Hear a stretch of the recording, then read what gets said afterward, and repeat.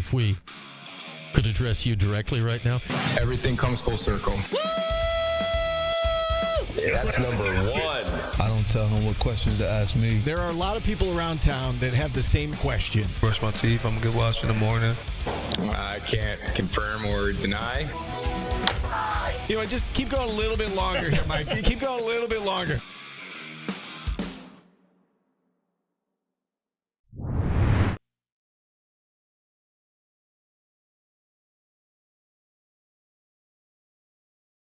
Take it. Portal watch this, Portal watch that. The dog mama do.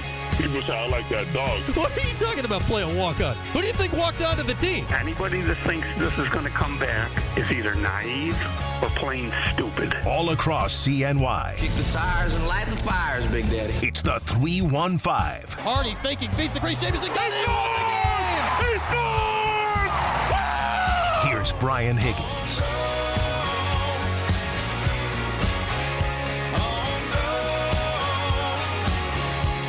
Monday. Oh, it's May. Lax playoffs about to be in full swing. The portal never stops. They ran a horse race in the mud. Everyone was related to Secretariat. Lots going on. Glad to have you in here this Monday. A little, is it raining out? A little rainy week looking at the old. It needs to stop. I need to mow my lawn. Then you can rain again. But welcome in, Cuse, Utica, Rome. What's up, bro? How we doing on this Monday? What's up, Q Sports Talk? QSportsTalk.com. The chat. Get the chat. Come hang out on this Monday on the Twitch, on the YouTube, wherever you find a chat. Get in there and mix it up. Let us know what's going on. We'll be chilling with you all for the next 2 hours here on this Monday. Phone line's always open and available to you at 315-437-7644. You want to talk the football portal. You want to talk the basketball portal. Both remain active for the Orange. You want to talk lax back in the playoffs, both the men and the women. The men taking home the ACC Tournament Championship over the weekend to secure a home game in the Dome. Not at 7:30 on Sunday, but 5 o'clock instead will be a CNY Sunday evening of lacrosse with Cornell playing at 7:30 on Sunday evening. So lots going on. Tim Leonard, who was down in Charlotte for the Lax tournament and championship yesterday, he should be back at some point during the show. So we plan on talking to him. He better be back at some point during the show because he's hosting Yankees on Deck coming up at 6 o'clock today. So we'll get a little Tim Leonard on Lax. We've acquired him out of the transfer portal. Monday Leonard on Lax from Orange Nation. Yeah. Every now and again, you got to go to the portal for a guest. So we'll get Tim joining us next hour. Besides that, phone lines wide open today. Give a ring. Whatever is top of the dome today at 315-437-7644 for ESPN 44. Off and running here on a Monday. We start with the Burdick BMW opening drive. Is this still breaking news? It happened right around an hour ago. It's close enough. Yeah, close enough. Fran Brown. Pun about orange peels. To do a Syracuse Orange football player. Goes by the name of Chris Peel. Mainly because that's his name. Has come to Syracuse by way of Georgia, where he was originally recruited by... Take one guess. Yes. Fran Brown. Georgia defensive back, sparingly used over his first 2 years at Georgia. I don't know if you've noticed, Georgia's had a wee bit of talent in their defensive backfield for the last couple of years. Peel didn't play a ton, 5 games total in 2 years. He was a 2023 four-star recruit out of the state of North Carolina. Came down apparently to Syracuse and NC State for Peel's services. This time around out of the transfer portal, and he now comes to bolster the Orange secondary as Syracuse gets yet another player out of the spring portal. I'd say they're done, but every time you think they might be done, they're not done. Updated Scully count, courtesy of one Mike McAllister. Right now, it's hard to keep it up because they keep adding and adding. The last time we told you, I think they were at 99. Now they're at 103. 103 if you add in what's there now, the freshmen that already are here, and add in the freshmen expected to be here over the summer. They're at 103. 105 is what we think you're going to be allowed. We don't know what's going on. So Syracuse is quite plainly planning on being allowed to have 105 scholarship players this upcoming season. And we still don't know what's going on with this House versus NCAA ruling, with the sticking point being very specifically the roster limit question. So hopefully for Fran, 105 is going to be the number that you're allowed to allocate toward Scallies this year. Otherwise, problems when it comes to roster construction. But Peel is the player, 4-star guy out of Carolina out of high school a couple of years ago. And it's always hard to tell with some of these portal guys because sometimes the reason they're in the portal is because they didn't play a lot at their previous spot. So what have they done in college? Well, that's exactly the case with Chris Peel. Did not play a lot at Georgia. There's really nothing to go by at Georgia to suggest what kind of player this guy is. But he was a defensive back recruited to Georgia by Fran Brown. Generally, if you were a defensive back recruited to Georgia by Fran Brown, it probably means they saw something reasonable in you to think that you'd be a pretty darn good football player, if not a future National Football League player. And if you can't get on the field at defensive back at Georgia, really the only thing that absolutely means is you were stuck behind future NFL players. Now, it doesn't mean anything positive or negative about you other than you didn't just show up and you're like, yeah, I'm a first-round NFL draft pick right now. Let's go. Put me on the field. So we'll see if this guy fits in. What was the other guy's name out of Stanford and Fresno? Julian Neal? Was that it? Whatever his name was. That sounds right. Julian Neal. When you leave there's so many names going on in the portal. When you pick another school, I tend to forget the syllables in your name. I want to say it was Neal. That's who Syracuse was on early in the portal. He went somewhere else, and now we forget his name. That was a guy that had legitimate playing experience. This guy does not. But clearly, Fran was still trying to bolster the secondary. It's a very, very young secondary this year. It's a very, very young team for the most part this year. Certainly young compared to last year. Certainly young compared to last year. The competition in training camp at some of these spots is going to be fierce.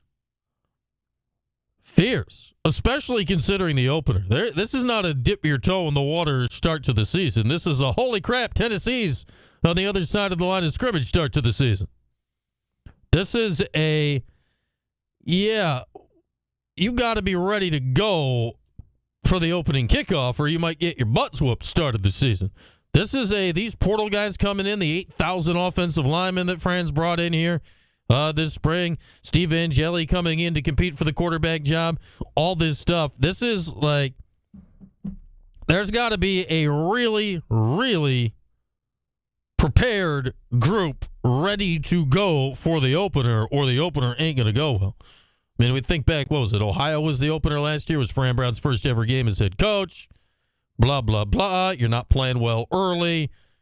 Down early in the first quarter, down into the second quarter, right?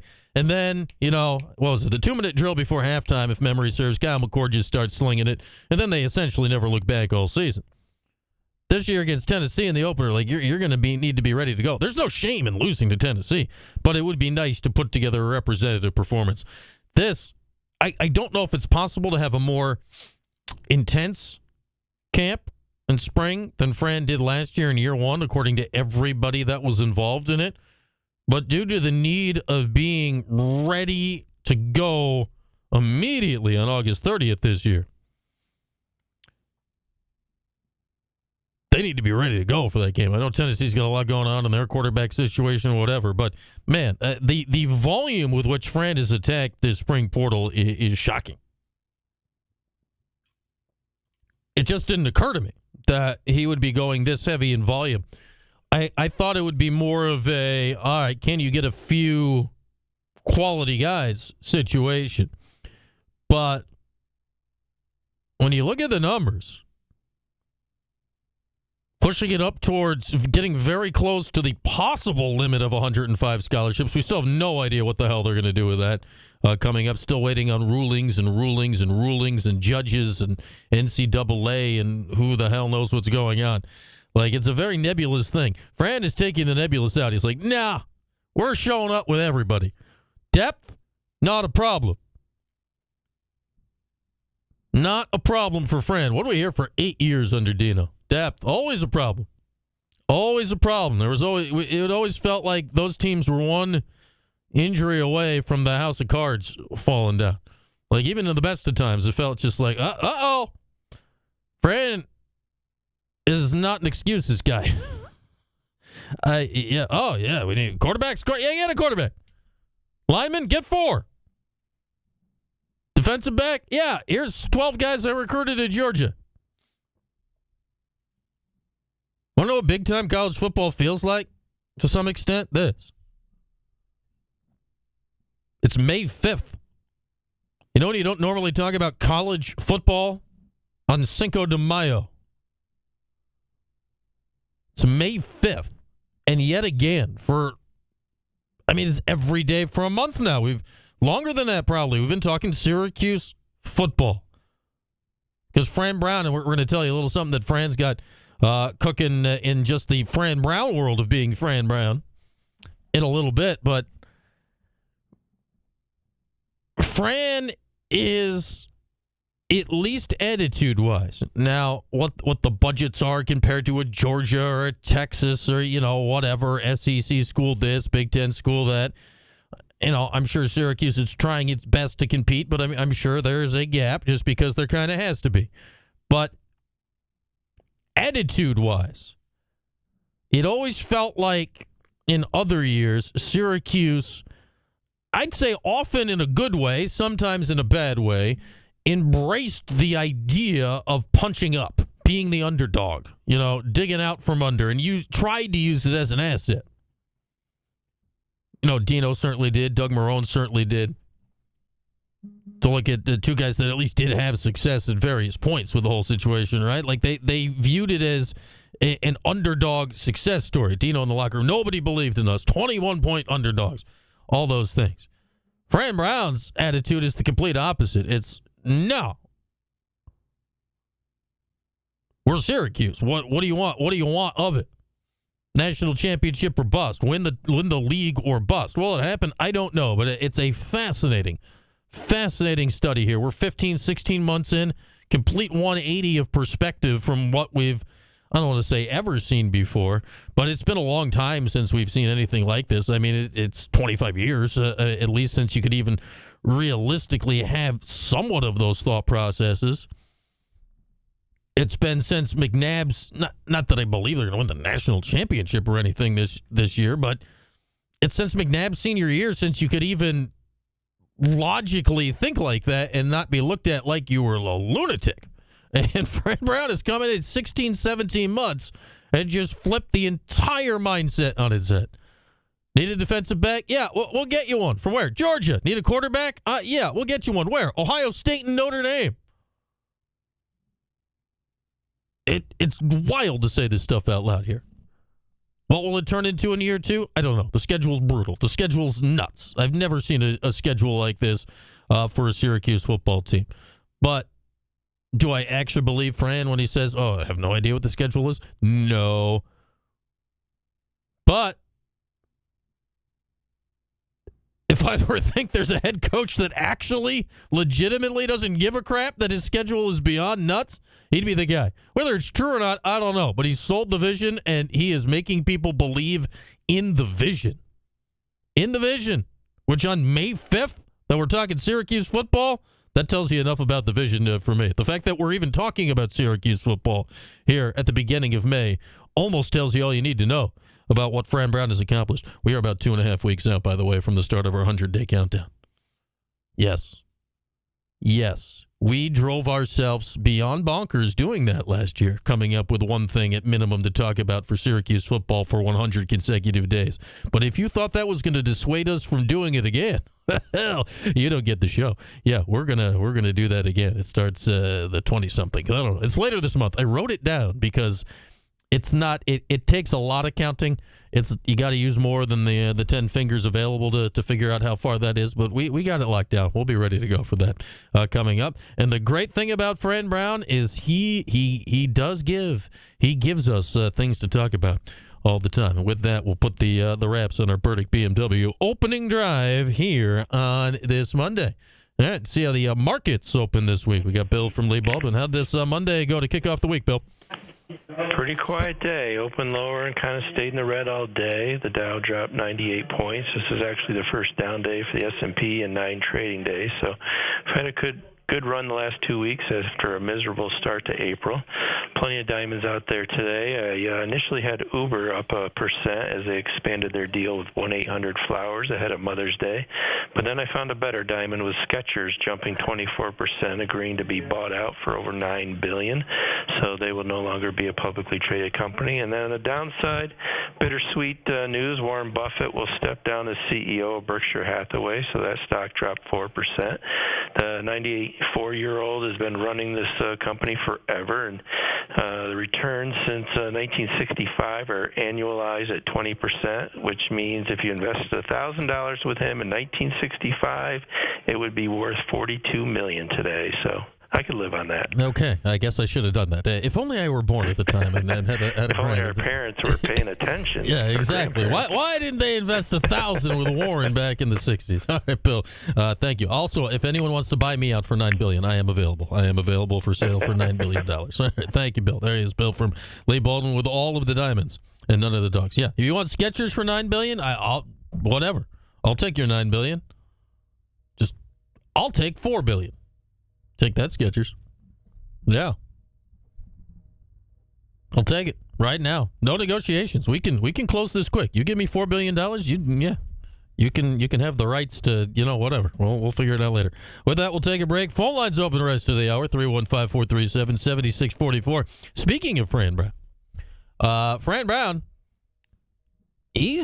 He's got things covered from a lot of different angles. We'll tell you about his newest one when we come back after this and your calls. 315-437-7644. Back next, Q Sports Talk, ESPN Radio.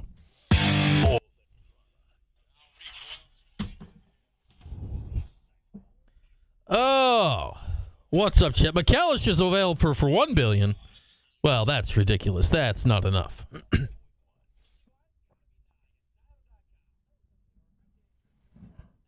Well, now you guys are just you're not valuing yourselves properly. I will take not one penny less than $4 billion.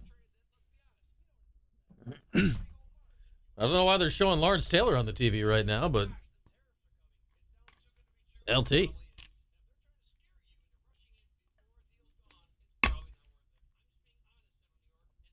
I had that big LT intimidation poster on my wall from many, many years. Many moons ago. Abdul Carter. Yeah, it's the Abdul Carter talk. Abdul legit thinking that him wearing 56 was a good idea is bonkers. Just bonkers.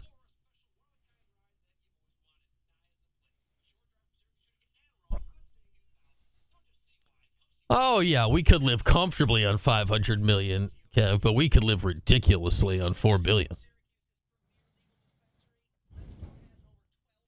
Look, it's Mike. What brings you by, Michael? Talk about Abdul Carter. Oh, yeah. I mean, what is going through that brain of his? I thought it was crazy to ask him for 56, but I didn't really think it was crazy for him to ask for 11, though. No, but the funny part is he didn't actually ask for it. Phil, sort of offered it. That's true. And because he wore the 11, the 11, I can at least see the discussion. He wore 11 at college. It's Micah offense. Parsons wore 11. That's how that all kind of happened. There's a thing. And I feel like for the 11 is big on offense, I feel. Yeah. You know what I mean? It can still be made on defense. But, and then Phil, I guess, said, was like, yeah. Yeah, he's like, I'll do it. Yeah, it's like, and then Phil's family was like, yeah, no. No. It's like, yeah. That was... That's the funny part. How do you feel? I thought how does the family have the ability to do that. They have the ability to do whatever they want. Can they just outvote him? Like, does he just like? I don't know. It's a funny story. I don't know what actually happened, but it's a funny way to come up with it. Yeah, it was crazy though. When I saw that, I was like, Phil Simms said he could, and his family said no. Okay, but to like LT, like I get like there's some uniforms retired, and there's way too much jersey retirement at some points. LT, yeah, that's like Giants. Like, come on, man. Yeah, he might be the best defensive player in the history of football. He's certainly in the conversation. We had one of our janitors at our school for the entire time I was at my school. He would always say how he was the backup to Lawrence Taylor for the Giants. And it was like he believed it. And it was so funny. Oh gosh. Oh golly. I would always be like, yeah, you were. All right. So the good news for Abdul is there's just a lot of other numbers that exist. It's like, I mean, other the than 56 Eli, I would have found crazy. Other than Eli, like Eli, Phil, and Lawrence Taylor, I mean, there's not really any other numbers that are like monumental for the Giants, right? Like, what number did Frank Gifford wear? I think he should just go with number 0. Was anybody 0 on the Giants right now? Giants roster. Because, I mean, 0 is a good number where you can establish. One, because it's such a new number in the NFL. Oh, yeah, he's good. Got to play the same position. Yeah, he's good. Hey. All right, let's see. Burns is 0. Neighbors is 1. Deontay Banks is 2. Russ has got 3. Thibodeau's got 4. Everybody got 5? So 5. Go 4. 4's available. Well, 4's not on the roster right now. The punter, Jamie Gillen, Scottish Hammer, has got 6. What about 7? No 7 on the current roster. I like 7. No 10 on the current roster. So that was Eli. No 11, obviously. No 12. Later, Skater. I need to look up Giants all-time retired numbers. Giants.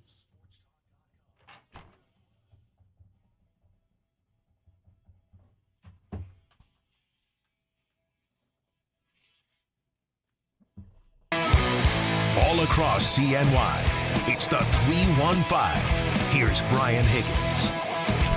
All right, back at it here on a Monday.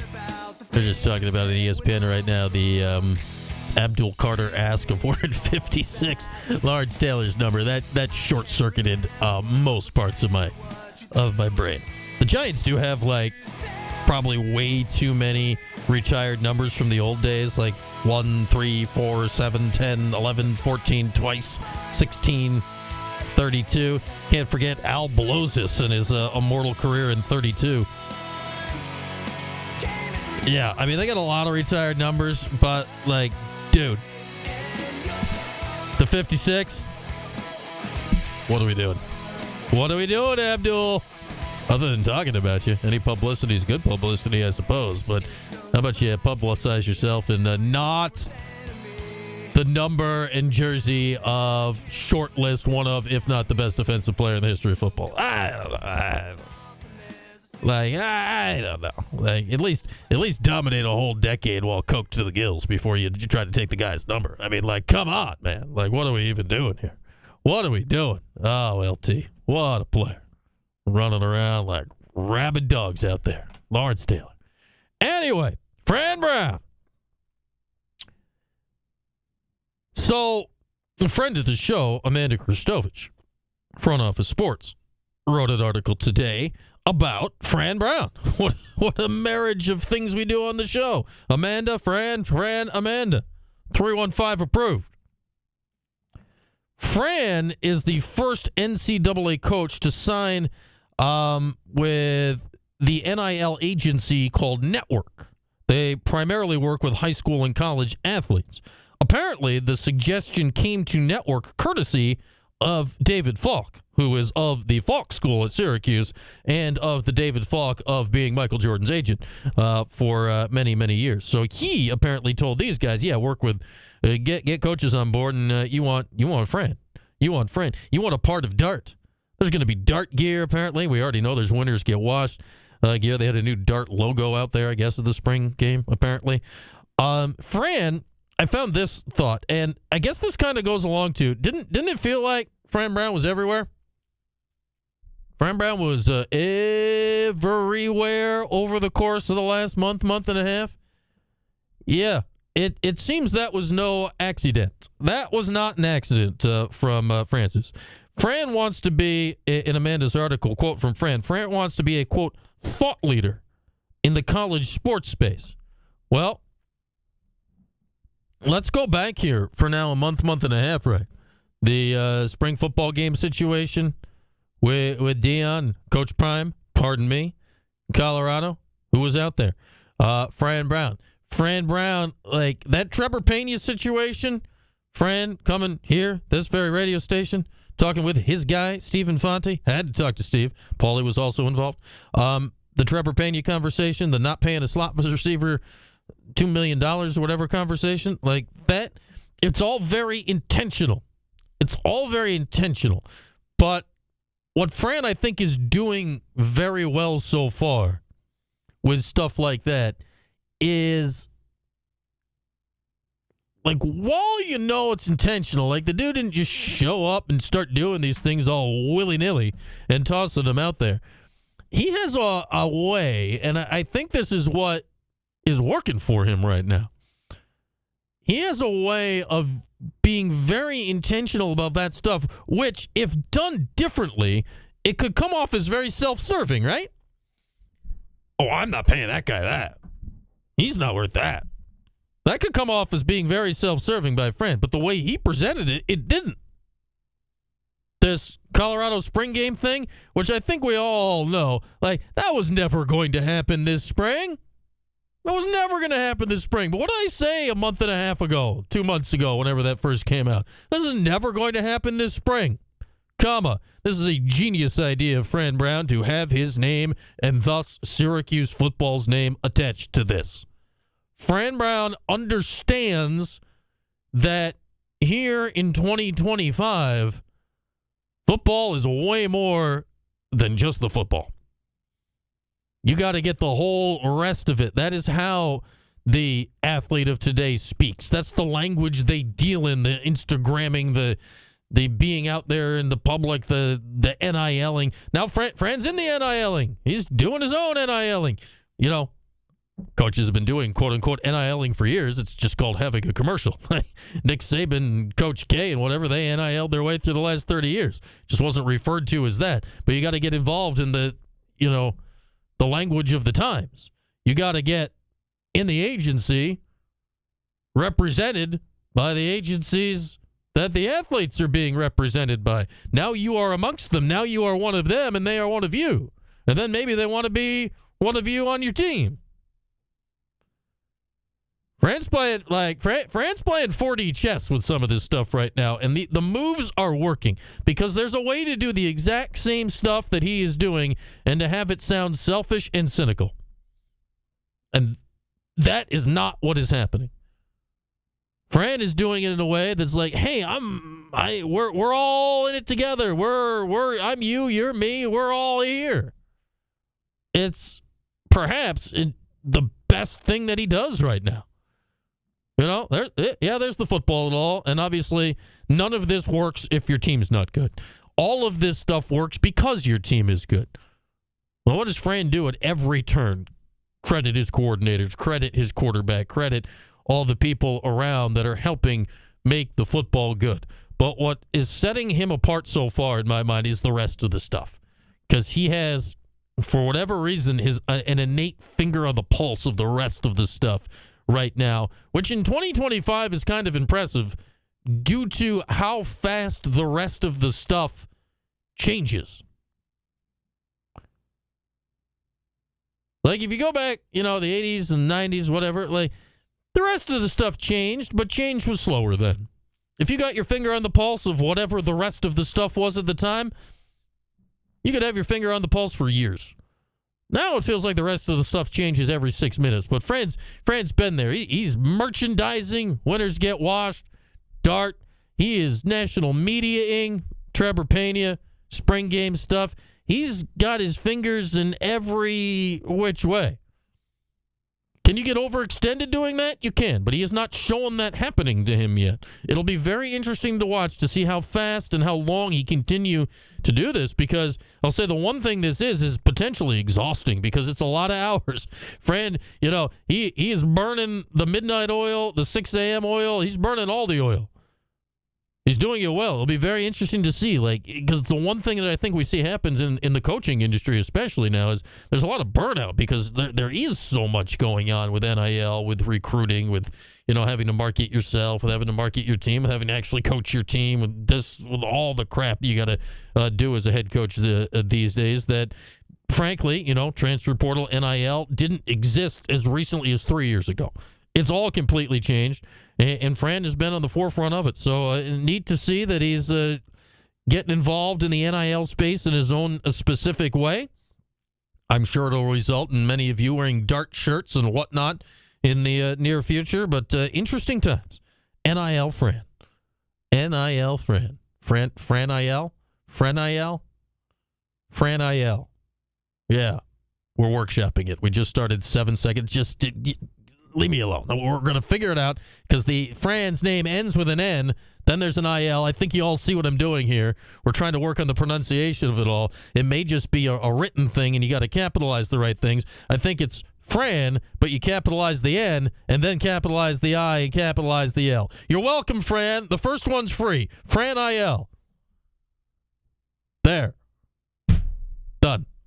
With that, we'll take a break. Phone lines open when we come back in this hour, brought to you by DVOffers.com, powered by Drivers Village, which, as always, remains in Cicero. 315-437-7644 for ESPN 44. More football talk if you'd like. Get into the Lax. Tim Leonard coming next hour, but Lax playoffs, Dome Sunday.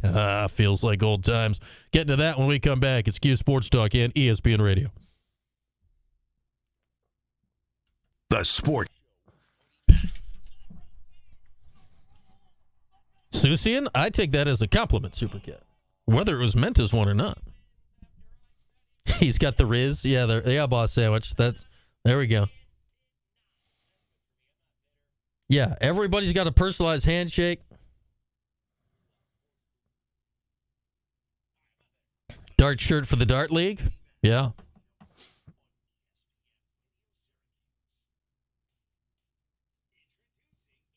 That was you who got blocked, Q's Vegas?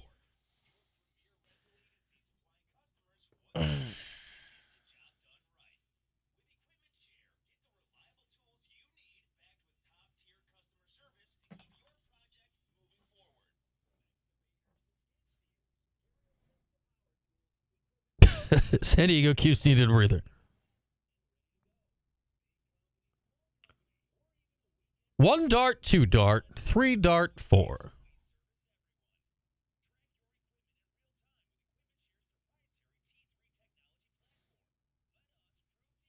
Fran Brown, he wants more.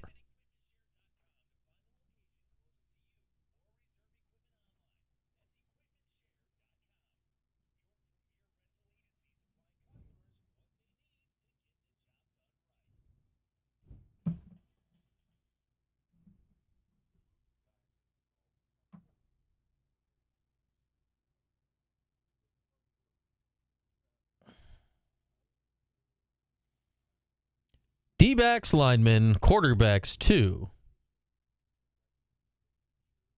What else can Fran Brown do for you?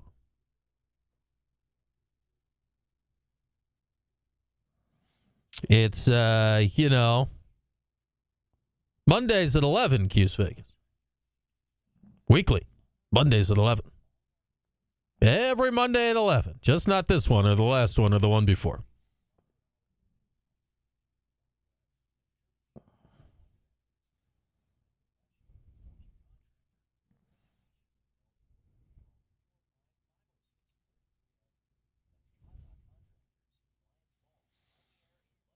Mondays at 11. It'll be, Thursday or maybe Friday or possibly Wednesday this week. It has been Monday at 11 before, Supercat. It's definitely been Monday at 11 at least once or twice.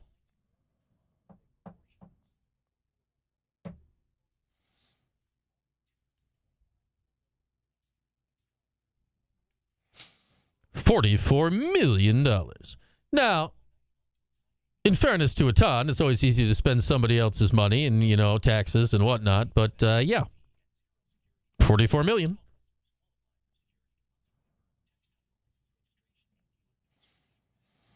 Rob Bass is coming to Sharkies on July 18th on the...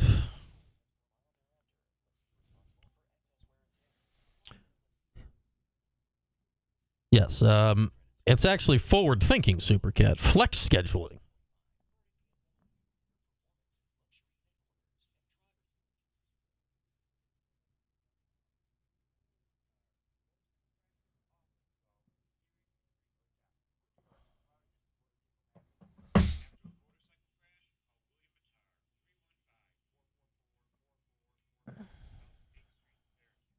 I'm great at spending other people's money.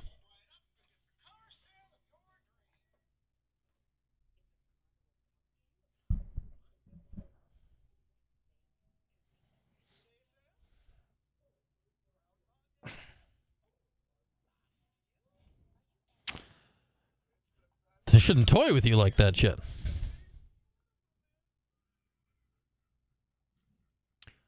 I'd say at this point I'd kind of like, whether he donates or not, whatever, but I'd like to hear what goes into the personal decision to do that from his angle as a former player who's done well.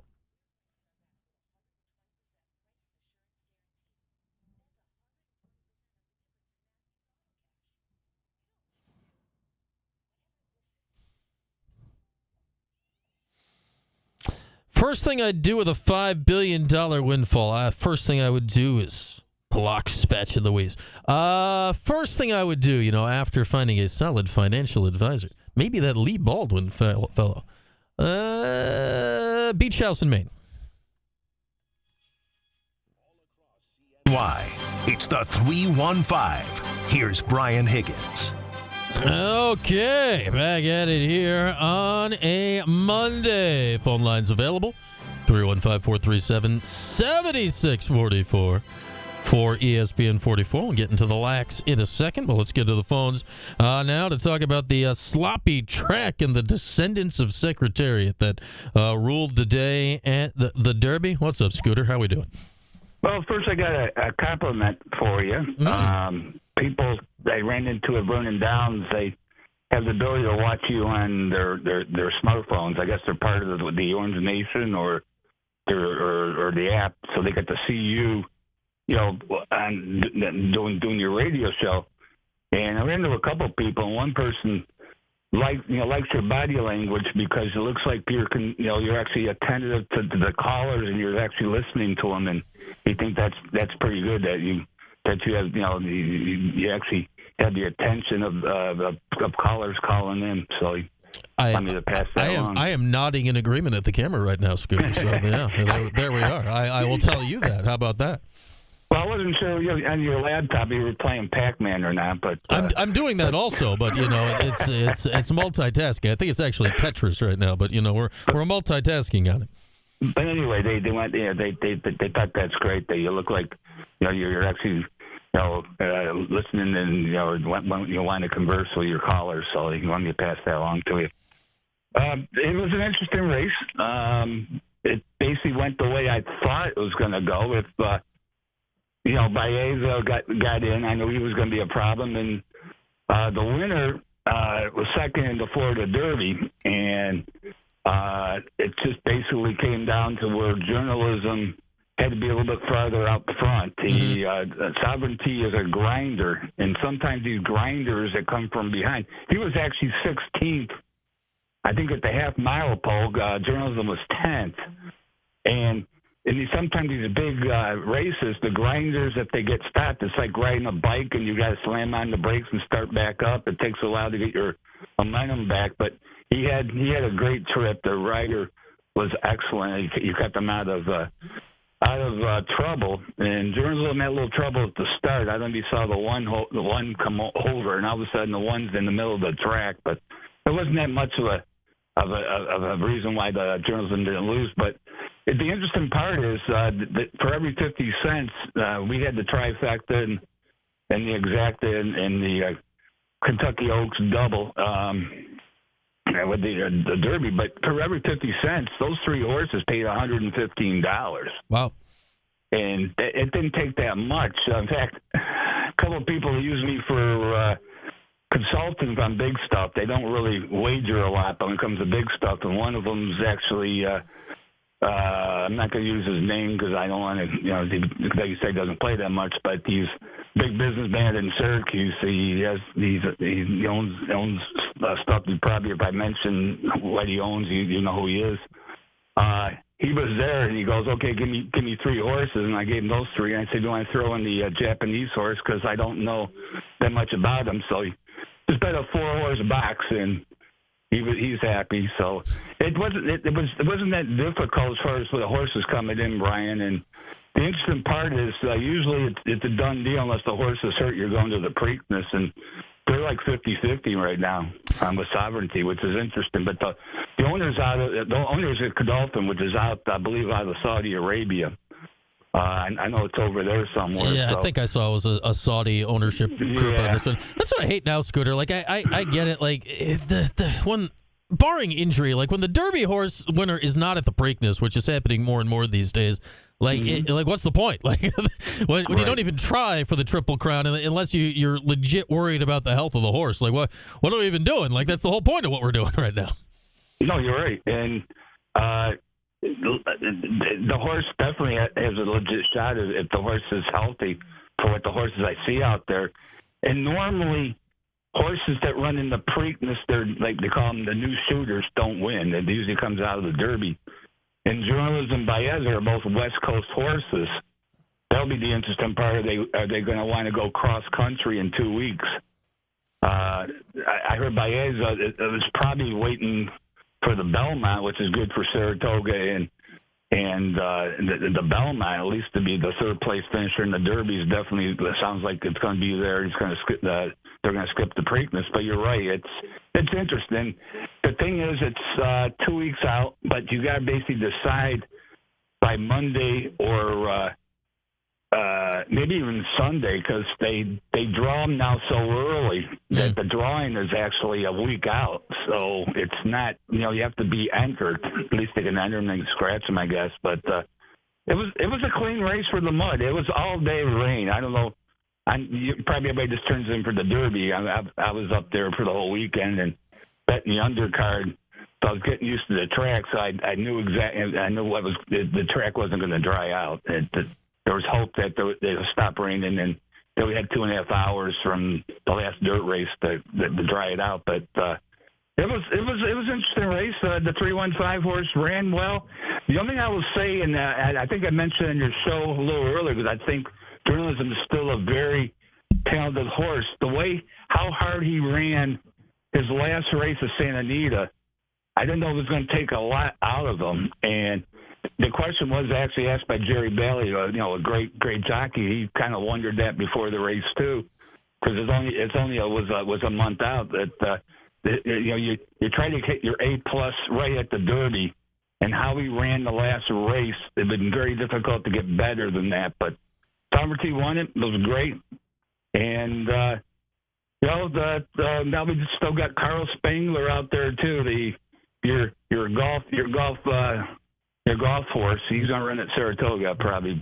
So you got that horse to look at too. Well, did you do anything with the race yourself? Or I did not. My problem here is, Scooter, is by the time I remember to do anything, like all the apps, they make you get like a second app, and then it's just like I'm just not prepared for any of that. Like if you could do it right on the DraftKings or the FanDuel, and you didn't have to get like the special racing app, I think I'd be more on top of it. But they limit my ability to do something knee jerk, which is probably a good thing. But I don't know why it's separate. There must be some law about it or something. But I always find that annoying. Well, the Derby, because there's so much money, how they construct my tickets, just like you express on the roster and the NIL, is I put less money on the win, more money on the place, and more money on the show, because there's so much money. A normal race, you wouldn't do that with a 3-1 or 7. I forgot what Journalism went out 7-2. But there's so much money in the place in the show that if you hit the place, you bet more on that than you do the win, and you bet more on the show, then you can make some money that way too. But I've got to be honest. For every 50 cents, it was $115, and that the people were coming up and asking me, and I just keyed the 8. The 8 didn't come in first, second, or third. I was going to lose, but it didn't take that many horses to really hit that trifecta. And like I said, for every 50 cents, 115. That's better than the stock markets right now, isn't it? Yeah, that's a fact right now. That's a fact. Well, all right, Scooter. We'll see what happens at Pimlico in a couple of weeks. Get one of them Black Eye Susans. That's a tasty beverage, not just a flower.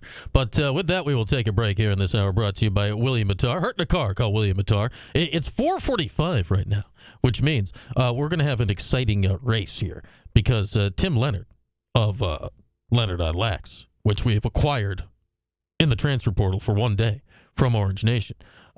His flight back from Charlotte was supposed to land 1 minute ago.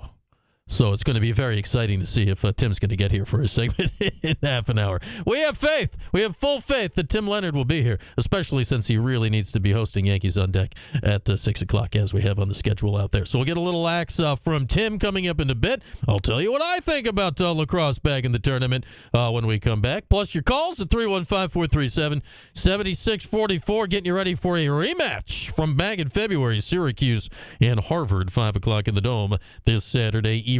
All that and more after this is Q Sports Talk and ESPN Radio. Listen to ESPN Syracuse. It's for your chance to win tickets to it's a vodka beverage of some sort. At the Turning Stone Event Center. I need to I'm going to sit my son down one day and be like, you know, when I was your age to get weed, I almost died. And he'll it's be the like, official wow, cocktail. 7-Eleven on fire or something? Tom Segura at the Turning Stone Event Show. It is. May 24th. No, Tickets I need available now at turningstone.com. The commercials, Paul. ESPN. Thank you. It's Tim has landed. Yeah. I texted him. I said, hey, let me know when you're over the studio. You can jump out. I'll catch you. And he goes, oh, I just landed, so I'm driving now. And I go, man, I've been waiting outside of the parking lot holding a blanket for 15 minutes looking into the sky. Let's see. Oh, this has 1 ounce bourbon, 1 ounce vodka, 1 ounce peach schnapps, 2 ounces orange juice, 2 ounce sour mix. That sounds like way too much. Orange slice for garnish, cherry for garnish. I don't know. It kind of tasted like, I mean, yeah, it's it kind of tasted like lemonade-ish. Compared to a mint julep, it was very, there was, 2015, we were in Annapolis the weekend of the Preakness for the lacrosse quarterfinals, which were on a Sunday. The Preakness was on a Saturday, so we went out to get dinner or something, and just didn't occur to us. And we're like, oh crap, everyone's out and about for the Preakness. It was a vibe in Annapolis. Mike has twirled out of the door. Steps to make it. 1. Gather the ingredients. Thanks. I don't know if the one I had. Yeah, what are.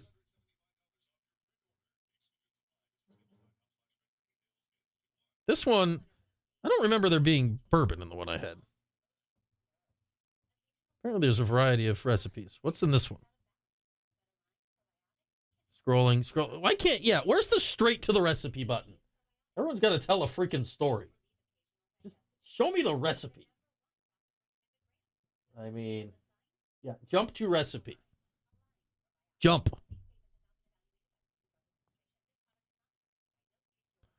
Are you just naming everything in Annapolis, Supercat? I don't remember the names of anything there, but that little downtown area in Annapolis is really cool.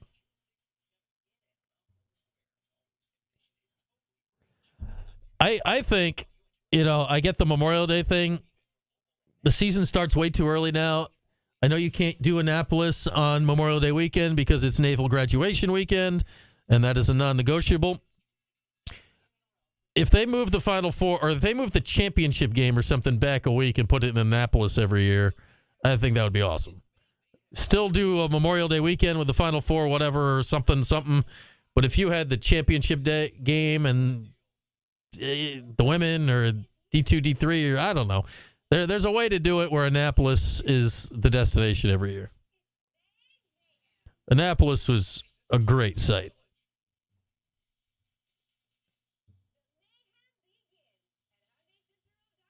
This recipe has vodka Saint Germain. It's like a liqueur of some sort. Pineapple juice, lime juice, orange juice. I think I may have had something more like that.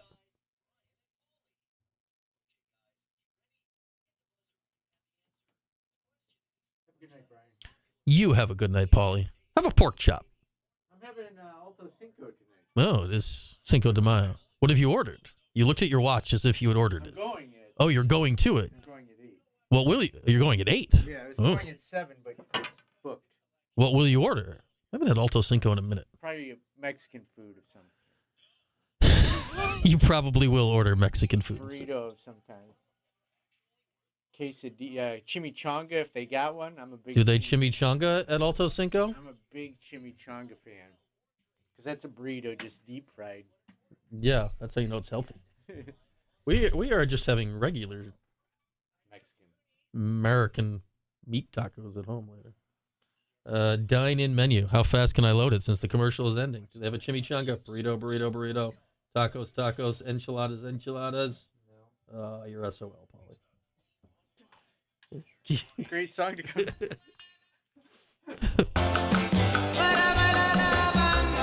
Happy Cinco de Mayo, everyone. The song, it's like our randomized bump songs. Just they know which ones to pick. It just knows. It knows. Paulie's going to Alto Cinco later. We were looking at the menu. He was disappointed they don't have a chimichanga. They could. All they got to do is take the burrito and just chuck it in the fryer. Come on. You can pull off anything. Who's having tacos tonight? We got some tacos going later. Just at-home tacos, but yeah. Any day's a good excuse to eat tacos, is it not? Lacrosse is a great excuse to eat tacos. Why? Because why not?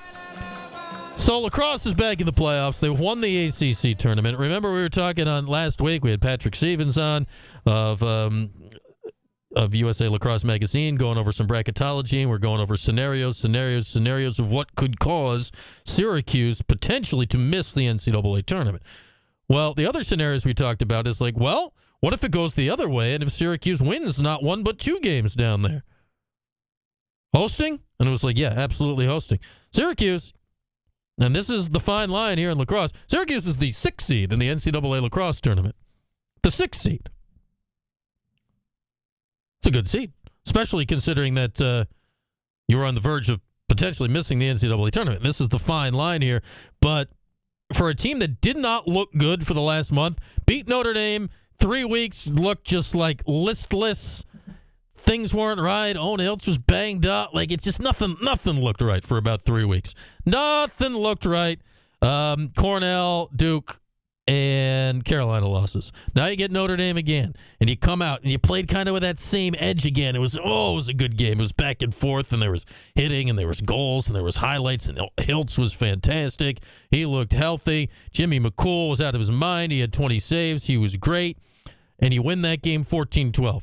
Then, man, and this is the good and the bad here, the ACC tournament, because I think this remains true, that nobody, unfortunately remains true, but there'd been a thing for a while that nobody had won the ACC tournament and gone on to win the national championship just because you get the crap beat out of you. So there's the good and the bad here. Syracuse showed this weekend they can win 2 games in 3 days.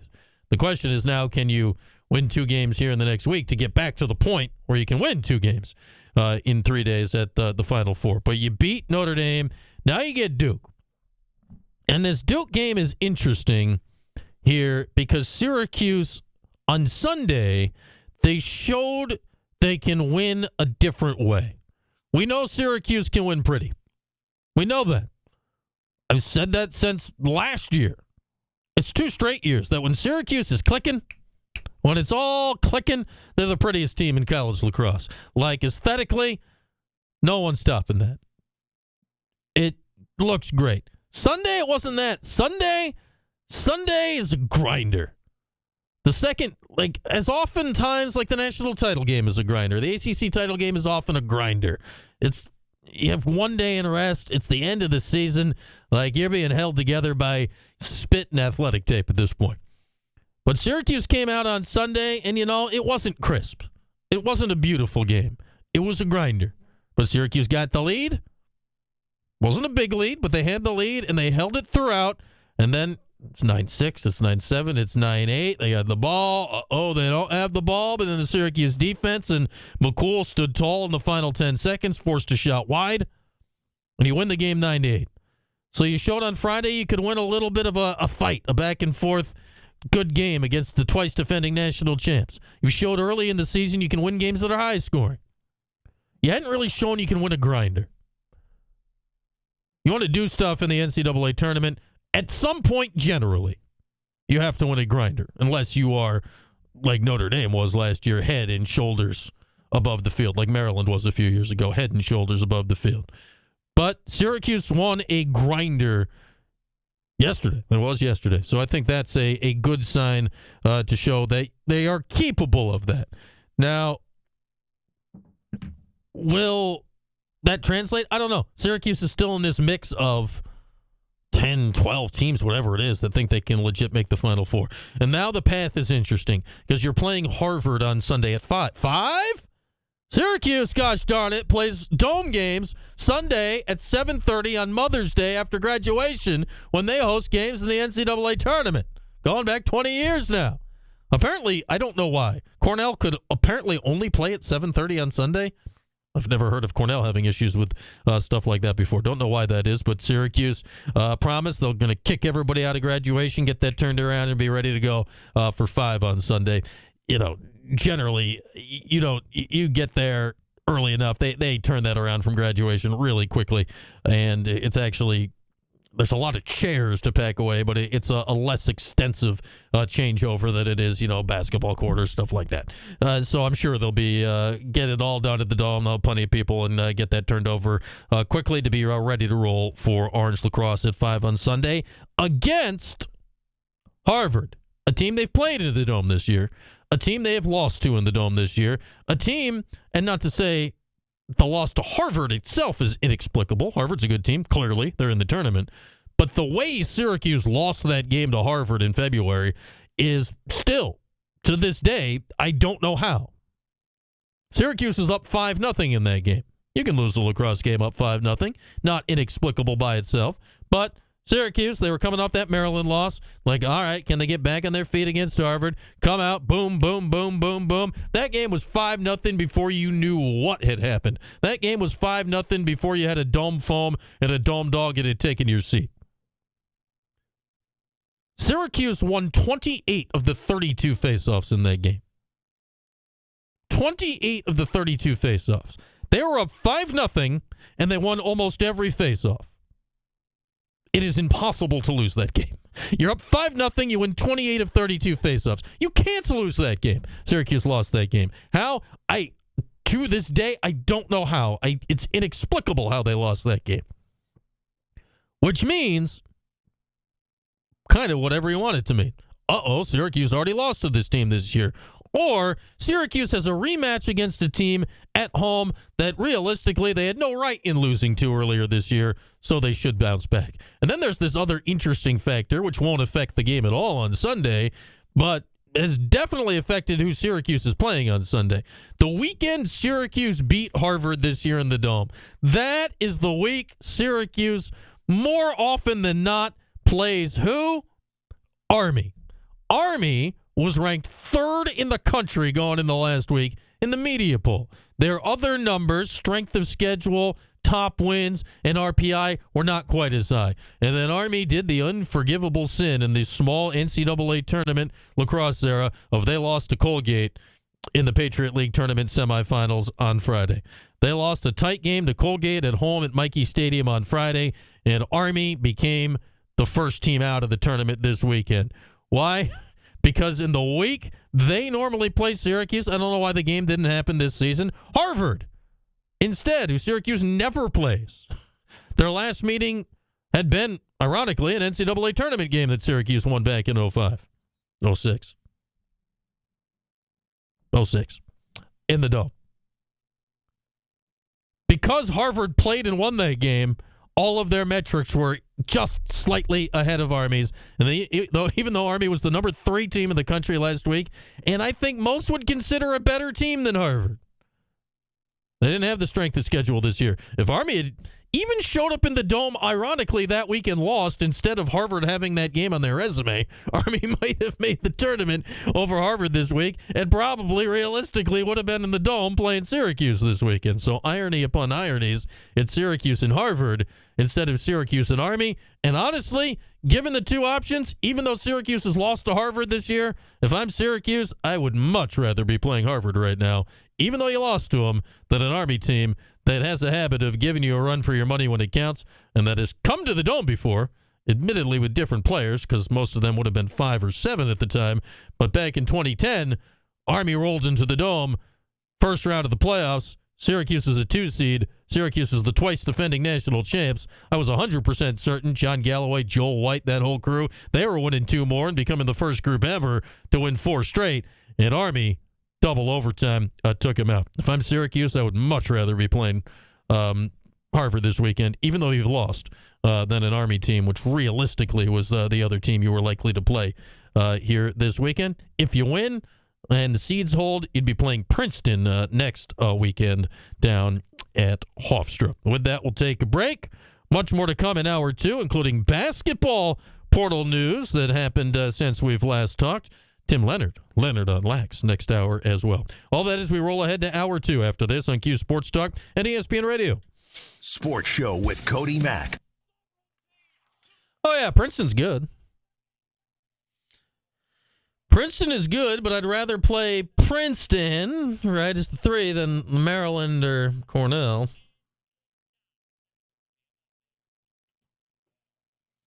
Look, it's Mike.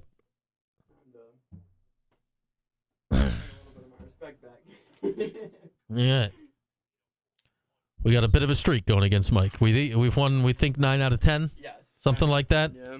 I've gone from significantly down in the all-time series. Significantly down, too. You were. It was 6 down? Yeah, it was tough. And now I'm 2 up? Yep.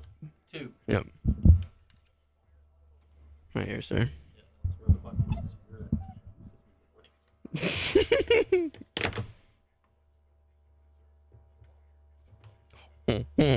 Get along. Oh! A double crossbar. Oh! It's all happening so fast. Oh! How'd that not go in? Oh! He's overwhelming me. He's overwhelming me, but I am holding strong right now. I am playing great defense. You really are. I'm not really moving. Whoa. Where'd it go? Your lap? Dang it! We're locked in. We're locked in, people. It's 10 of 11. It's 10 of 11. Oh, you are on a roll. Mike's confidence is shaking. It's destroyed. Shaking is an understatement. I didn't even want to come in today, man. Yeah. We have Mike is turning off the lights. It's a focus thing. I've really locked in here the last month.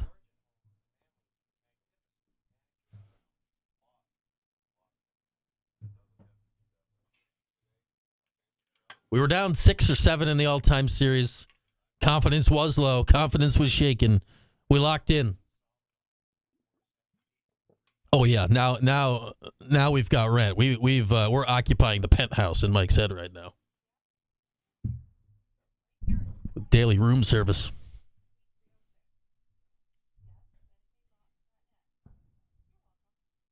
I was ready to quit this game forever, but we have locked in, and now we have mentally gained superiority in the series for the moment. It only took 4 months, but we have taken the lead. Now we're up 3.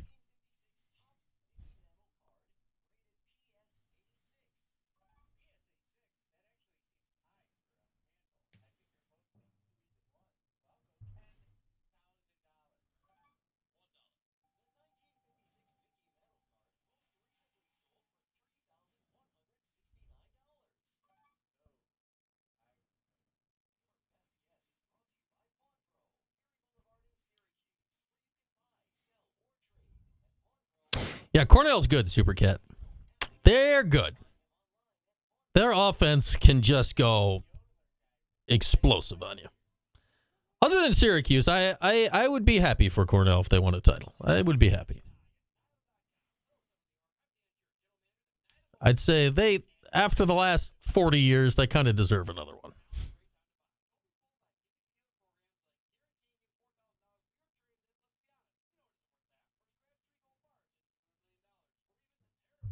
That said, it was enjoyable to watch Syracuse rip their heart out in 2009 and then do the exact same thing to them again in the 2010 regular season at Chillicothe. That was enjoyable. I enjoyed that. While Jeff Tambroni's wife was banging on our broadcast booth in despair.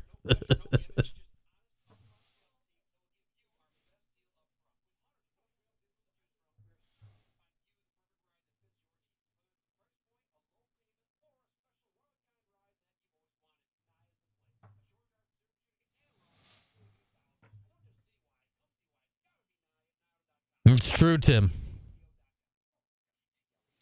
That said, for the sake of everybody, I would really like even losing lacrosse teams to take a shower. Because, yo.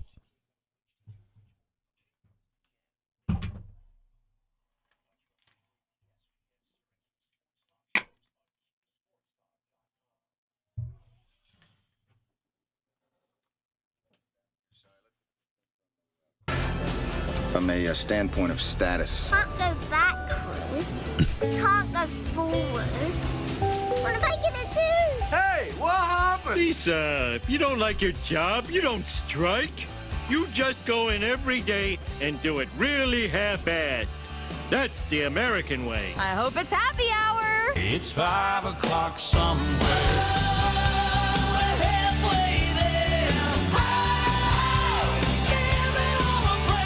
This is a great day. A really great day. All across CNY, it's the 315 with Brian Higgins. Halfway home, we drive into the second hour with Verdict BMW. That we do. You can drive in with us at 315-437-7644 for ESPN. 44 is the phone number. Do a little more lax with Tim Leonard coming up in 10 or so. He, of course, was down in Charlotte. He and Kyle enjoying the ACC championship over the weekend. That was the first ACC lax championship for Syracuse tournament title since the infamous Turf Field 1 when they were down at Kennesaw State in Atlanta in 2016 and the first field flooded. Yeah. Big old rainstorm. What a strange day that was. What a very, very strange day that was. This one went about a little more normally. Though there was a weather delay on Sunday, too, was there not? Was that Friday? There was a weather delay one of the days. There was definitely a weather delay. Though it didn't turn into a Noah's Ark situation. We'll check in with Tim about that coming up in a little bit. But right now, I know we've done some Portal Watch with the Orange football already, but that was more of the breaking news variety, and we didn't get to do this yet. The portal is open. Prepare ship for ludicrous speed. Players on the move. Scotty, beam us up fast. Where are they going? To infinity and beyond. It's another edition of Portal Watch. Ludicrous speed. Go! This is Portal Watch Basketball Edition. As over the weekend, was this Friday night? Was this right after the show on Friday? Another person not respecting the sanctity of Portal Watch timing, but Tyler Betsy, now former Cincinnati Bearcat, has become the 12th member of the 2025-2026 Syracuse men's basketball roster, much like the football guy, Chris Peel, Orange Peel. Yep. From Georgia, Betsy, a former 4-star recruit. He was the two-time Connecticut Gatorade Player of the Year. He chose Cincinnati over, looks like UConn and Alabama back when he was coming out of high school. But he's 6'8", 225, large fellow, but seems to be a different type of player than some of the other, 6'8", 6'9" guys that are on the roster right now, in that at least how Cincinnati used him last year, albeit in only about 11 minutes a game, he was a three-point shooter for them. Just 11 minutes a game last year. But remember, a freshman. Players are allowed to get better. Averaged 3 points a game, shot 32% from three, made 26 threes, so almost won a game. 1.5 rebounds a game. but at least how Cincinnati used him last year, right around 2/3 of the shots he took all season were from three. I think, at this point of the portal, player number 12 on the roster at the moment, filling out the roster, I'm intrigued. Definitely has potential as a former 4-star recruit. Was a more veteran Cincinnati team. What room will there be to get on the court this year with Syracuse and, Donnie Freeman and whatnot? I don't know. But, again, the 3 spot on Syracuse, the small forward, you got Kings, you got Cayenne, maybe he can play in a 3-guard lineup. If there's ever a scenario where you want to go bigger and Donnie's maybe not quite ready to be the 3 and he needs to be the 4, like this would kind of be the way to do it. Or you also just need players on the roster. So he's intriguing to me potential-wise when this late in the game you're getting a former 4-star guy who it's not like this is a massive reclamation project. He was a freshman last year. It's not like a guy that did nothing for 3 years. So what will he be this year? I don't know. But potential-wise, he's, I think, an intriguing get. 6'8" guy, shooter? Yeah, why not? Take a shot on that. A couple other basketball nuggets for you. Jair Davis, remember him, he of the 8 million people who are in the transfer portal that have no eligibility left. Here's a more realistic future career plan for one Jair Davis. He was invited to the G League Elite Camp later this week, so good for Jair. Is that still in Chicago this year? They've been doing that stuff in Chicago the last few years. That runs Friday to Sunday, and then as you'll remember from the last few years of the Judah Mintz sagas that we went through repeatedly the last couple of years, they invite the top few players from the G League Combine to stick around for the NBA Combine. I'd say realistically for Jair, this just means that at minimum he's on the radar of the NBA vis-a-vis the G League. So that's good news for him going forward. See if he gets a chance to show his wares and maybe snag on to a G League spot next year. So Jair doing that. And then a couple of more announcements from former Syracuse basketball players. Remember, we had Sean Belby on last week talking a little Boeheim's Army. Elijah Hughes was first in the pool. Buddy Boeheim joined last week. 2 more announcements of returning previous Boeheim's Army members to the roster today. They were both on the roster the last time Boeheim's Army competed in 2023, and one of them was part of the championship team in 2021. That was Chris McCullough. He will play again. Likewise, The Rock, Rakeem Christmas, will play again. Both, best I can tell,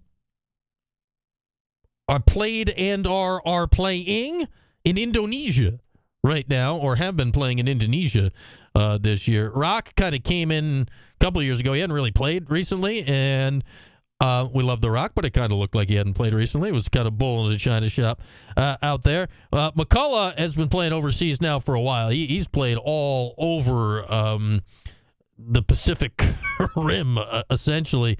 I think he was in the Philippines for a while. Now he's doing Indonesia. So those would both be good ads. Get a little bruiser in Rock. And McCullough, another guy, he's got size, rebound for you. You can shoot it a little bit as well. So 4 players officially named to the roster now for Boeheim's Army.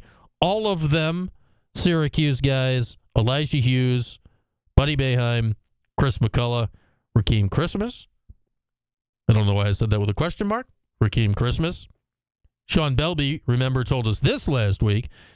So the only reason I'm a little surprised we heard about players today is he thought the next announcement they would be making is about who is going to be the head coach. That is one thing that at the moment we don't have the foggiest idea on. We're assuming it will not be Ryan Blackwell, that he's on Jerry McNamara's staff at Siena now. So we shall see how that all comes to pass here going forward, but there we are. Roster edition for Red Autry, a combined edition from Red Autry's roster this year, and 2 former Syracuse players committing to Boeheim's Army this summer. That's various levels of portal watching in current, former, and future Syracuse basketball. All right, with that, we'll take a break. I think Tim Leonard's here. If he's not here, then this will all be very dramatic. A little Leonard on Lax back from Charlotte. Syracuse ACC champs. Syracuse set to host NCAA tournament action on Sunday against Harvard. We'll talk to Tim about Lax next here on Q Sports Talk and ESPN Radio.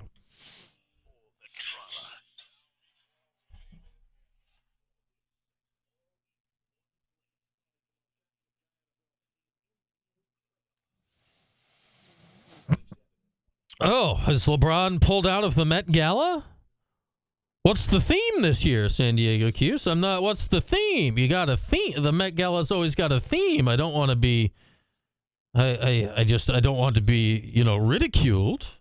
Met Gala theme 2020, not theme 2025. Let's see. Superfine tailoring black style. Dandyism? The hell does that mean?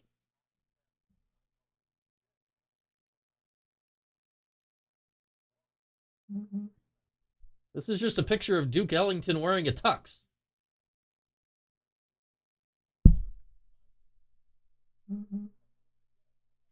Clothing will focus on menswear, so just wear it. Wow. I feel you should have unfurled a scroll to announce some. Now presenting. Escorting me here, we had police cars in front of us. Well, that's good. Okay. It's good to get a police escort. Oh, that's why that person lost? I see.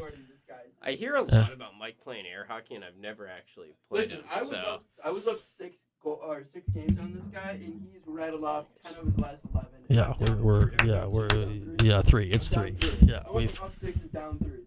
Yeah, we've turned it around dramatically. The mic is absurdly high. It is very high. We're fine. Anyway. But yes, I made it. Tim has made it There was back. never a doubt. Actually, the flight landed like 20 minutes early. Yeah, you were completely on time all day, right? Yeah. So it was a direct flight. I wasn't awfully worried. No real weather issues, too.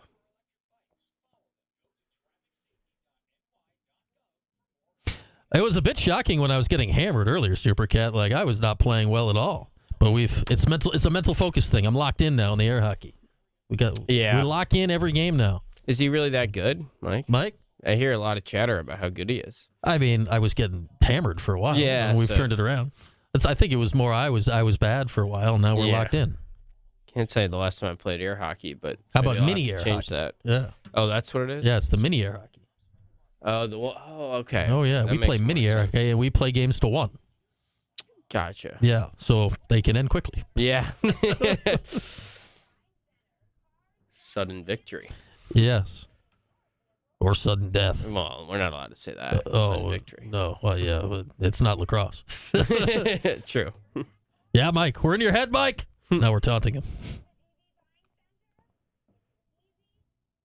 Supercat wants to know if you've also heard the chatter about what a great kicker Mike is. I did see that. Yes. I saw the video, too. I don't know if it really met the chatter. But, Mike's an honest man out there. I don't think he would lie about the initial story. I just don't know why, after proclaiming something, maybe he just didn't have time to practice. He was very busy. He didn't put together a very solid effort for someone that knew what was on the line. I would say that. I think that's there fair, was an Mike. impressive lack of practice. Yeah. Of none. Yeah, by that, did he actually kick a football in between the bet being announced and the bet actually happening? I'm pretty sure the answer is no. Yeah. Yes. That's okay. I'm not sure Michael Jordan or Tiger, elite athletes, would approve of that strategy of just no practice. Maybe not. For some reason, recently, I've just had a lot of Instagram stories popping up of people of 90s NBA players telling Michael Jordan stories. Ooh, Craig Hodges keeps popping up on my reels now. Craig Hodges. And Craig Hodges looks oddly old, but he's telling all these crazy Jordan stories. It's just this one time, he's one time after shoot around, Jordan had to stop the bus. We dropped him off at a bar. Wow. Then we picked him back up on the way there, and he reeked of beer. And he still torched him. Yeah, he dropped 30 in the first half.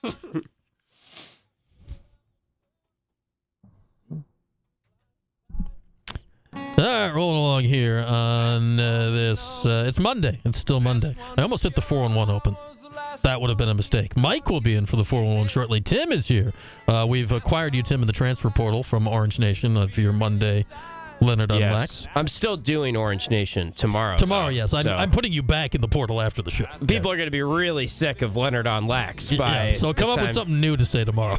Oh, I don't know. That's Jordan coined that phrase, which, by the way, I don't think it ever really stuck. Besides Jordan, Right. has really pushed it every single time. Leonard on Lax. Like I get a text and it's not, "Are you coming on?" He says, "When are you doing Leonard on Lax?" No, it's so you are coming on. yeah, he's really tried. It's like the Mean Girls line, like you're trying to make fetch happen, Yeah. but it's just not happening. So It's caught on this show, which doesn't help that. yeah, I don't know.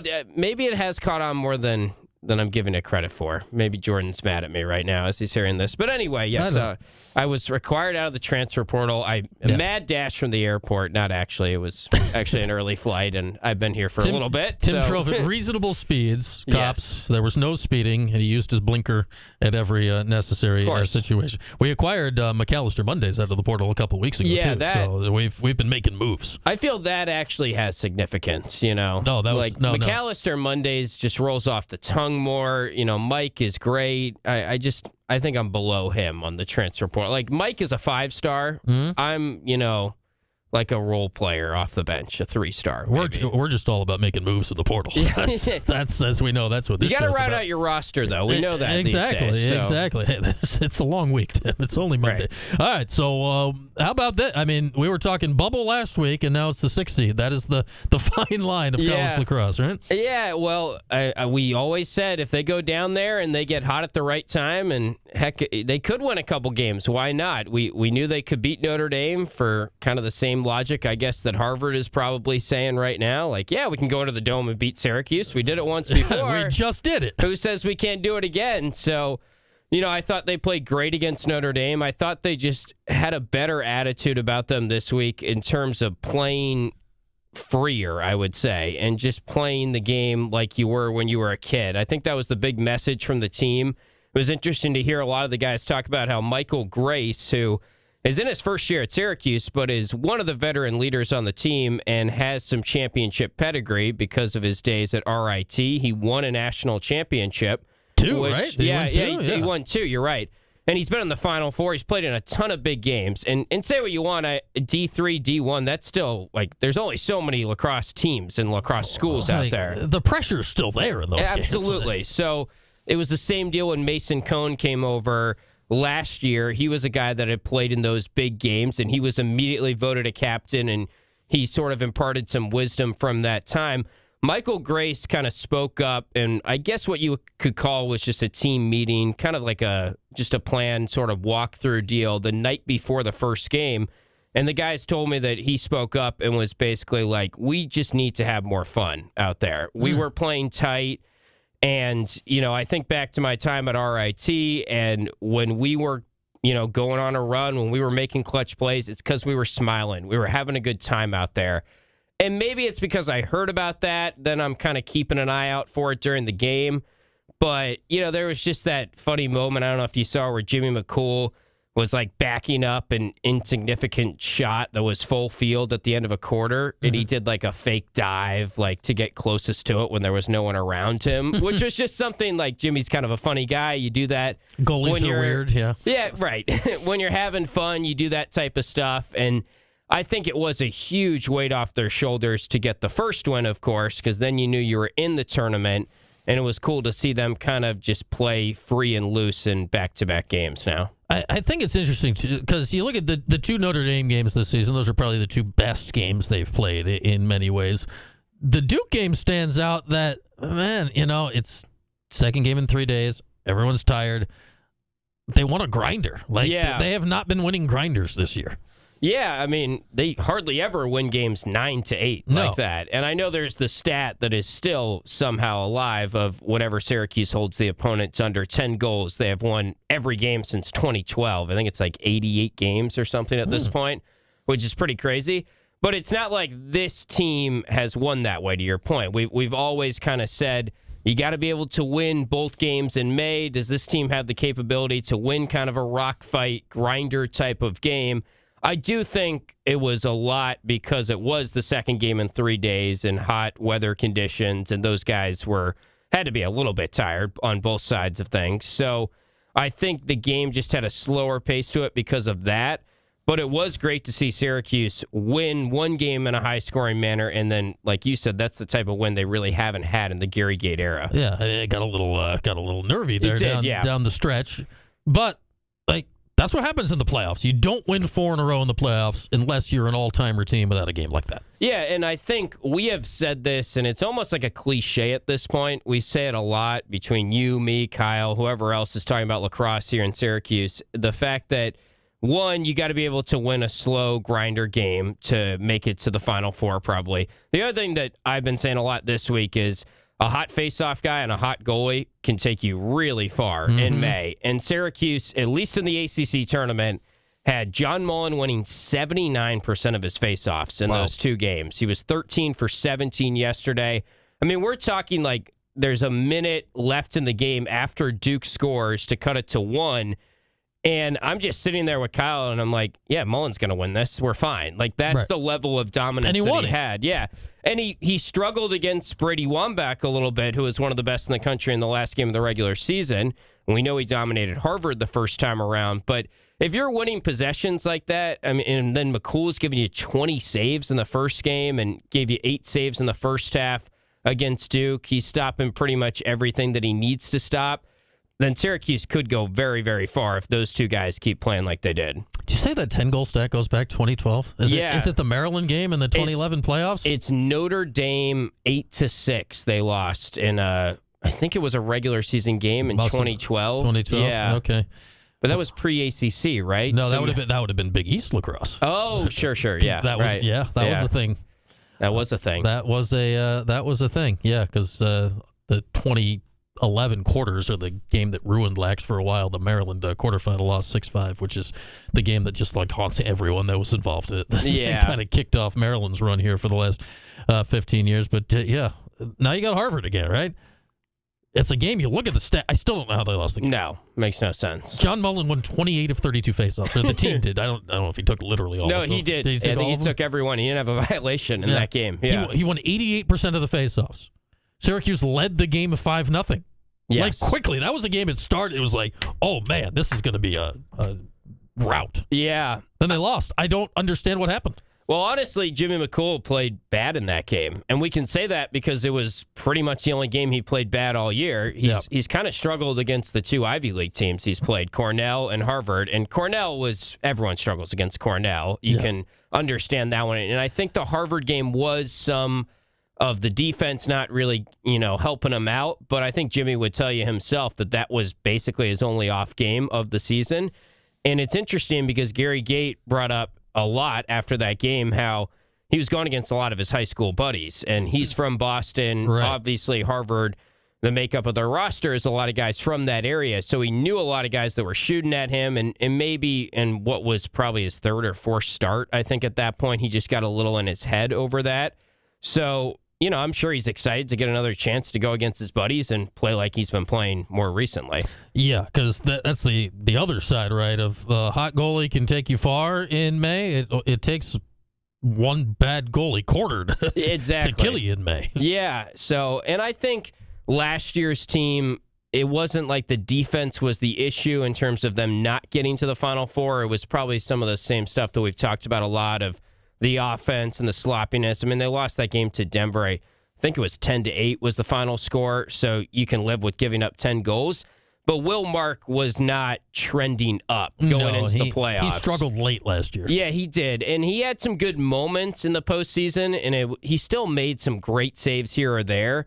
But remember, he was pulled in the ACC tournament game, the one game they played when they got smoked by Duke. Just lit up. Yeah, and Jimmy had to go in there because I think the first 8 or 9 shots, he didn't stop any. Now, it wasn't all. I think Will Mark was a great goalie. Don't get me wrong. But goalies are streaky. Jimmy, actually, I feel is just a more reliable goalie in a way, or less streaky goalie. Not to say he's better than Will Mark, but Mark was explosive at times. Yeah, and Mark is just like this athletic dude that maybe wasn't always in the proper position, but he'd make this sprawling like kick save. Jimmy makes like nice saves, but it's because he's just technically sound. Yeah. And he forces a lot of shots wide of the cage because he's just in the right spot a lot. So the last shot of the game Sunday, right? Yeah, right. Which I mean, Molliver would love to have another crack at that. That was a good play Duke ran, and I know that it would have been, just a lot of people complaining about the end-of-game execution if Molliver just puts that in like he did 5 times against Syracuse in the regular season. But he had an off game, and you're right, Jimmy was in the right spot on that play. Yeah, I mean, I go back to the Galloway years. That's what I always loved about John was his consistency. Like he didn't let shots get near him. It made it a lot easier when you're communicating well and you're keeping the ball away from him. So, all right, did Syracuse Harvard? We kind of know that went wrong. You can win that game. What do you feel about the draw in general? That could be potentially Princeton at Hofstra next week if things go to form this week. Yeah, I think the draw is good for Syracuse. I thought there was an outside chance that they would put them as the 5 seed just to kind of split up the Big Ten back to back, the 4 and the 5. It's likely, well, maybe I shouldn't say likely because Notre Dame is probably favored against Ohio State, honestly. That could be a hell of a game. Yeah, that'll be a great game in the first round, and it is kind of madness that Ohio State has to play Notre Dame. I get why it happens, but I was thinking they might put Syracuse in the 5 because their resume was pretty even with Penn State, and it would split it up. And I like Syracuse better. It's weird to say because they are 0-2 against the Ivy League this year with the loss to Harvard and then the road loss to Cornell. But I think their style fits the Ivy League style more than the Big Ten, and how Maryland has beaten them over the years. I think Ohio State or a Penn State would maybe be able to kind of slow the game down and make it more of a grudge match, patient. Like Harvard is probably going to be a double-digit high-scoring game once again, and Princeton will probably be in that 15-14 range if they do meet in the quarterfinal rounds. I could see both of those games being very fun to watch. And as much as they did prove they can win in that other way, and they're probably going to need to win in that other way, especially if they, make it to the Final Four and it's Maryland sitting there as the 2 seed. We know they got to win in that other way and be able to slow it down. But I think it was a better draw to see the Ivy League than, say, the Big Ten in your first couple rounds. Anything surprising to you about the bracket last night? It looked, I know Army didn't make it, but, to Kark's point, unfortunately for them, the numbers just didn't say they should have this year. Yeah, nothing really surprised me. I think it's, like I said, it's sort of a bummer that I think Ohio State is national championship good. They're playing really well. Yeah, and now they got to play Notre Dame, who is the 2-time defending national champs. They're coming off a loss. They have all kinds of championship guys on that team that have been there and done that the last couple years. So that's just an awful draw overall for Ohio State. And on the Army discussion, Kyle and I had 45 minutes to talk about this because there was a weather delay on Friday. Just a short one. Yeah. We hashed out every single RPI number you could ever imagine. And it is just they didn't schedule hard enough in their non-con this year. No. And, I know Gary Gate, a lot of people still get on him for little stuff in game or whatever, but I think one thing that we probably don't give him enough credit for is the fact that he has scheduled very hard recently. Yes. And he has avoided the problem of what Army ran into, which I do think Army is a much better team than Harvard. Like, if they were playing tomorrow, yeah, I would say, I think almost everyone would pick Army. Yeah, and I think Army has a way better chance to make it to the Final Four. Army might have a better chance to make it to the Final Four than 3 or 4 teams that are in the field. I mean, that are at-large teams in the fields. So, yeah, but I think they just didn't schedule tough enough in the non-con, and some of that is they didn't get that game with Syracuse and couldn't come to terms. Yeah, which very ironically is generally played the exact day that Syracuse played Harvard this year, which is the reason that it all led to this. Yeah, but I think Gary deserves a lot of credit because he pores over the RPI metrics and what you need, and he spends a ton of time looking ahead to scheduling for the next year when it's, in the middle of the season even, you have to do it at that time. And he's trying to figure out, okay, Towson won their league last year. We want teams that won their league. And if you go look at who Syracuse played in their non-con, even the teams that we knew they were going to beat, like a Jacksonville, they had an okay year, or Towson had a pretty good year, and all that helps in your RPI because, yes, you want to play top 20 teams, but you also just can't afford to play. You can't play bad teams. You can't play bad. That's the biggest thing, and, a lot has been made about Army scheduling Mercer. Those type of games can really kill your RPI. Yeah, you can't afford multiple of those games. But, yeah. Go figure. What's crazy, if Syracuse had played Army that week instead of Harvard, and Syracuse had won the game, Army might have made the tournament. I know, that's the thing. And then It Army would have been back. It would have been the opposite. Army might have been in the Dome this week for that game, but yeah, what can you do? And I think when the Army game fell through, they had to pivot to Manhattan, which was the one team that is really outside the top 50 in the RPI that Syracuse played this year. And you can have one, but you can't have multiple. No, you really. can't have multiple. All right, there we are. Sunday, 5 o'clock. Tim and Kyle over on TK starting at 4:30, not 7:30. I know. What? Yeah. It's because of Cornell? I've heard apparently Cornell was literally, of the 8 times this weekend, that was the only one they were available. I've not heard of why. I had always heard maybe there was a chance you could schedule it earlier, but from Syracuse. It's never actually been tight. Yeah. Like, they get it turned over quickly. That said, you don't want to promise it when you don't have to. Like, because I don't think it's a complicated turnover as far. It's not like moving the court and all this stuff. Like, I mean, they have it down to a science. It's just a stage and a bunch of chairs, but you still got to do it. Yeah. And you got to clean the building. Like, there's a lot you got to do. So, but I'm sure it'll be done. All right, looking forward to that on Sunday. Okay, we'll take a break. We'll get Mike in here. A little 411. It's next. Q Sports Talk, ESPN Radio. Yeah. Kyle Cuff did not appreciate you throwing shade at Mercer. Forgot he went there, honestly. It's been a long week. How about the NCAA committee getting the least travel play-in game ever with Siena and Albany? Yeah, right. Like, you guys. Yeah. The other thing that I don't know if this gets talked about, but in the Richmond-UNC who should host discussion, it has to play a factor that UNC, like Syracuse, has like their full operation production studio. You don't have to send a truck if you're ESPN. No, that saves money. That's why I'm surprised. Like, ESPN has to be annoyed that they can't use the same broadcasting crew on Cornell and Syracuse. Yeah, because normally it's like Cornell would host Saturday, and then you'd. Yep. Yeah, they usually try and do that. Although maybe is Colgate playing.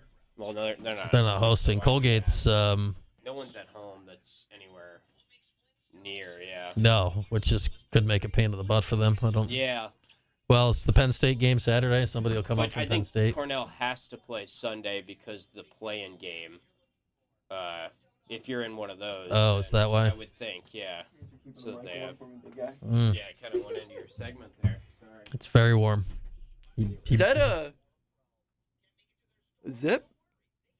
It's like the short pants. Oh, no, it's just like. Oh, it doesn't zip. Oh, doesn't it look like it zips into like a short sleeve? Oh, like the. Yeah, like the sweatpants short deal. Those were the rage. I was once interning at a TV station in Albany, which obviously in Albany they cover Saratoga, the track. So I went up with the camera guy one day, and we're in shorts. It's 8 million degrees out. But he gets up to the paddock, and there's one rule to going in the paddock. You have to be wearing pants. Veteran camera guy, he pulled out the pants, zipped on the bottom. That's incredible. I'm like, oh, I didn't know. That is incredible. He just... Those were like, when I was a kid, those were like, everyone had a pair. No. Like, you had multiple pairs. No, he just like, he had his camera stuff. That's genius. Zipped on his pants and went into the paddock. Justin Tucker got cut by the Ravens? He did. Is that a fact? It was a football decision. Right. That's what they said. So it's purely a football decision and has entirely to do with their roster. Because they drafted another kicker because they knew they were going to have to make football. Like, come on. Cut a Hall of Fame kicker who probably now actually won't get in the Hall of Fame. Right. Isn't that crazy? Yeah. Hasn't he scored the most points in history of the game? Isn't that him? I don't think so. No. I want to say Morton Anderson has that record now. I don't know if he's... I thought he broke it. I mean, he's NFL career scoring list. Oh, Adam Vinatieri. Oh, Vinatieri. That's who I was thinking. Then Morton Anderson. Then Gary Anderson. Vinatieri was who I was thinking. Then Jason Hansen. Remember him? From the Lions. Let's see. Where is... Does Tucker have the highest percentage? Tucker was... He was highest. Tucker's 16th on the NFL. But then Kim passed him, didn't he, for a little bit? But I think he took it back. Yeah, I don't know where it's at now, but for a while he was the most accurate kicker of all time. You know, of minimum, whatever the minimum. Minimum 8,000 attempts, yeah. Yeah, something like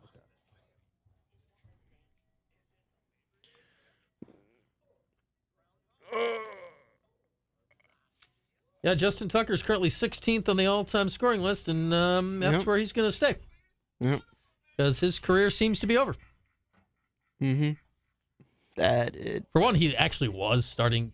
He was getting worse. Yeah, he was. He definitely was. Last year was probably his worst year. You can't be getting worse and then, be Deshaun Watson. Yeah. Be the Deshaun Watson of the greater Baltimore area. I mean, it's a complete football decision. It has nothing to do with anything else. Yeah. Yeah. Like, It's money. Don't pretend to us this is a football decision. Yeah. Come on. Like, literally, while being investigated by the league for sexual misconduct is in the first sentence of the story. But the craziest thing is they actually wrote a heartfelt send off for him too. I'll try to find it. I was just it's in there. Yeah, I think created. Yeah, I mean, it's true. Like, it's just weird.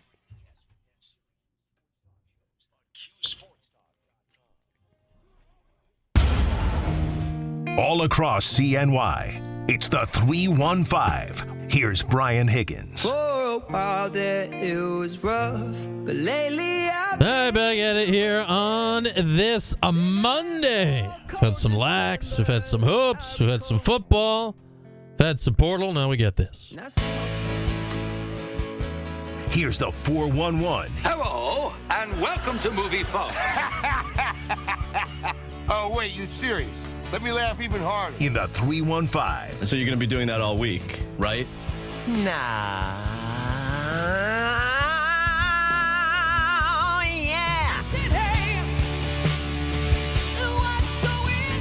Well, what's going on is the 411 is brought to you by Superior Plus Propane. Mike, what is going on? Well, a little bit of this, a little bit of that, a lot of NBA. As we know, we are in the NBA playoffs. We are. But before we start talking playoffs, we got a couple things to go over first, and that's that the Suns gave their head coach, Will Hardy, a 6-year extension. He'll be locked up through 2031, which I thought was... The Suns? Yeah. Weren't they terrible? For the last 3 years. Actually, just to be more blunt about it, his entire time there, they've been terrible. He has an 85 and 161 record in the 3 years with the team, and he missed the playoffs every year. But I think what they're trying to say is, last week we talked about James Jones getting promoted to a different position. I think this he got promoted away from making decisions. Yes. And I think this might be them saying, hey, we don't entirely believe it was your fault we were this bad. So why did they need 6 years is a lot. Why did he need? Was their teams clamoring to hire the guy that's never made the playoffs? Yeah, I don't know. Had to lock him up, and that's NBA teams change head coaches every week and a half. Man. 6 is a lot, and that's the thing. Give him 2 or 3 years, yeah, cool, whatever. But 6, that's a commitment, man. That's a half a decade. Good for him.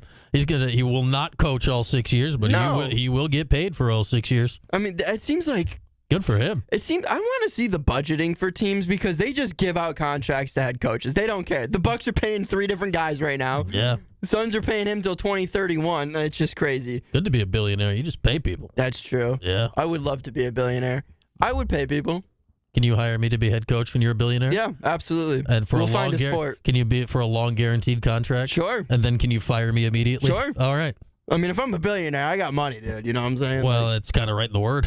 What is that? The episode from The Office when he's like, in a hypothetical, I just have $1 billion, and so I don't worry about money because I have my $1 billion.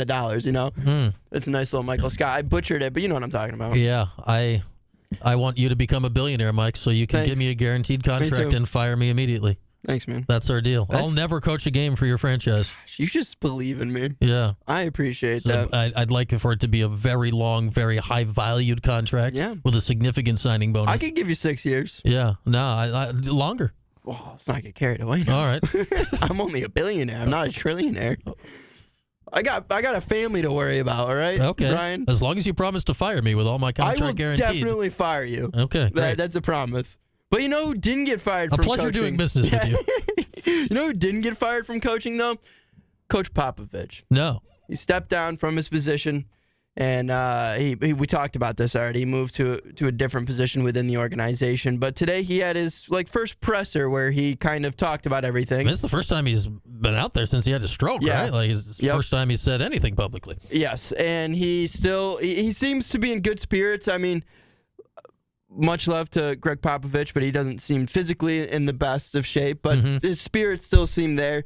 He made a nice little joke where he said he's no longer the coach, and then he had Tim Duncan and Ginobili help take the jacket off, and he said El Jefe is his new title according to him. He said he is now Is he running a cartel? Yeah, I don't know. What's he doing? But he said he was gonna still be around, and he's gonna give everything he can to the coaching staff and the players to try to help put them in the best situation he can put them in. It is nice to see him back, but I hope he gracefully exits at sometime in the near future. As much as I loved having Popovich around, like I said last week when we talked about it, my entire life he's been coaching the Spurs. That's a hell of a job. Yeah. Wemby. Yeah. It was what was really cool too about it was Devontae Murray actually was there. He spent a little time with the Spurs, but he actually has a pretty good connection with the new head coach. Big reason why they actually brought him into their coaching staff was actually during the draft when they were looking into Devontae Murray and the connection between the two. And here we are, 7 years later, and Devontae actually flew out to, or DeJounte, not Devontae. I kept saying Devontae. DeJounte flew out, and he was a part of the press conference. They had past players, like I mentioned, Ginobili and Tim Duncan, but then Wemby was there, Murray was there, and a couple guys from the current roster were there. You never hear a player say a bad word about him. Never. I've never heard anybody say anything mean about Greg Popovich. No. Except that he's just grumpy in end-of-quarter interviews. Yeah. And it's like, is he really mad or is he not mad? No, he's doing a bit. Is he putting on a show? Yeah, he's making a show of it. I've loved watching the Spurs play in the late 2000s, early 2010s, and I was a little too young for the late 90s, early 2000s, but they were still an elite ball club then as well. Yeah. Wemby. He'll be the future. Yeah. He's the future. Because of Wemby, people are going to be lined around the block for that job. Yeah.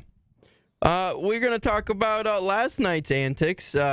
Buddy Hield went off, scored 33 on 12 of 15 shooting to elevate the Warriors over the Rockets in 7. I did not expect the Warriors to win this series after game 4. I'm sorry. I thought they got really lucky to take that 3-1 lead. They should have lost. It should have been a 2-2 series, but it wasn't, and they ended up holding on after a tough stretch of games. It was probably one of the most boring Warriors series I've ever watched because there was just no offense from anybody on either side, really. Which is why last night when there was 2 Game 7s going on of multiple sports, why I watched the hockey. And I don't blame you. Because it was also that game they were just kind of up 10 the whole game. It's like, okay, I checked the score and all right. And then hockey's playing double overtime in Game 7. People in Winnipeg are losing their ever-loving mind. I'm like, I think we're going to watch the hockey. Yeah, and I think it was halfway to the end of the third, the Rockets brought it within a couple points, but never even took the lead. And then, like you said, it stayed mostly around 10 the whole game, and then with about 3.5 minutes left, it ballooned to about 20 and sat there. But that was when miss Clay so much. Wasn't Clay. Steph went off in the last 3 or 4 minutes, and obviously, as I mentioned, Buddy Hield really carried the offensive load for most of the game. Had a nice little buzzer beater in the first half, which was glorious. He hit it from Steph range, and on to round 2. But something I wanted to talk about real quick regarding Buddy was we've all been seeing through this whole series that Jimmy Butler was saying, I'm the Robin to Steph's Batman, and there was questions, well, what's Buddy Hield? And Buddy tried to say he was Alfred, he's there to help, and Jimmy was giving him flack for it and saying he's definitely not Alfred. He just needs to shut up and shoot the ball when they give it to him.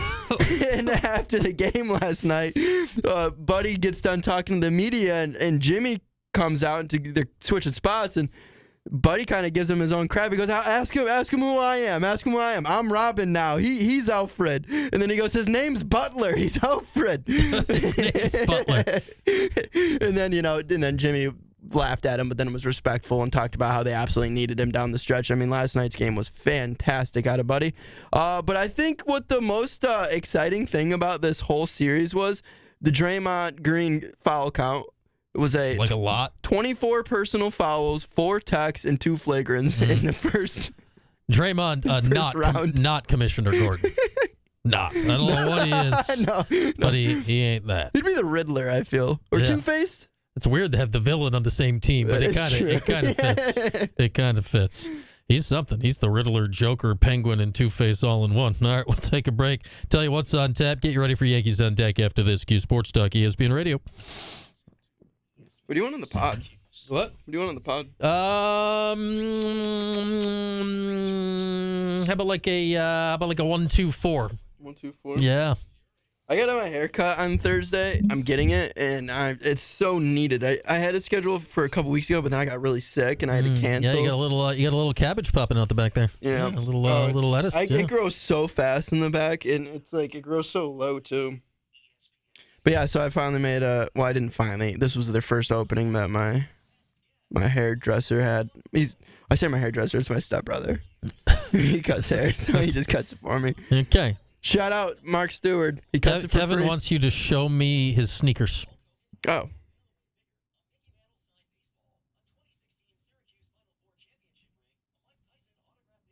You show me sneakers. Looks like Converse. They look kind of like a Converse All-Star situation. Yeah, is that what we're? Is that what, are they actually? I don't know if they're. I think they're just canvas. Just sneakers. canvas? Yeah. All right. Look at you, Kev. Got them at Wegmans. They were marked down from 60 to 18. 60 to 18? Yeah, that's a value. bargain. We like value. Yeah. That's 2 shoes for the price of 3.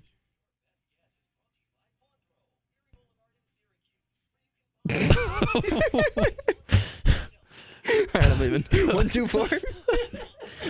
I know the math's wrong. I'm just trying to untangle where you're at. Because 60 is 2 shoes for the price of 2. You still got the 2 shoes. So it's more like 2 shoes for the price of like 6, plus a few dollars. 1, 2, 4? Yeah. Or it'd be more like 6 shoes for the price of 2, except you only got 2 shoes. It was 60-some-odd% off. The math hurt my head. They were on sale. Chuck knockoffs?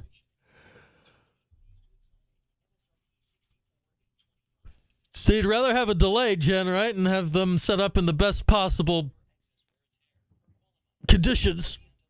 But sitting around for an extra week.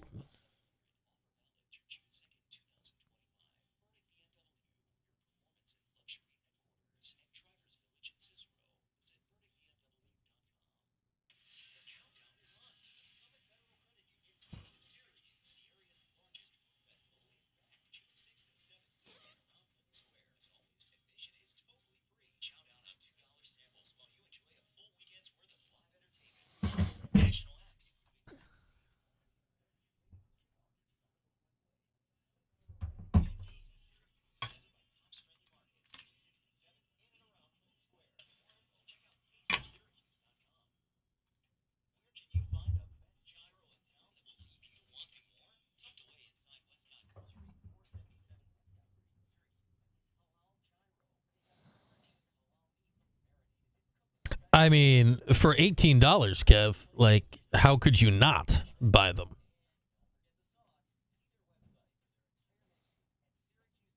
Like, I wouldn't have paid $60 for those, but you see them there in your size for $18?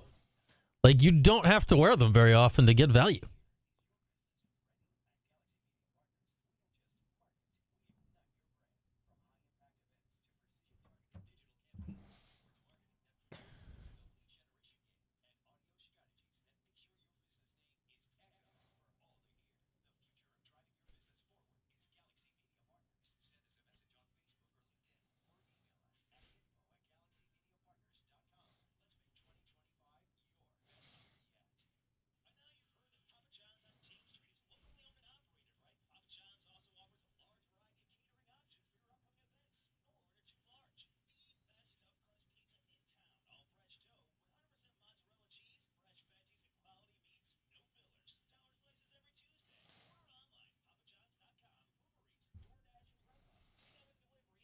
2 shopping carts full.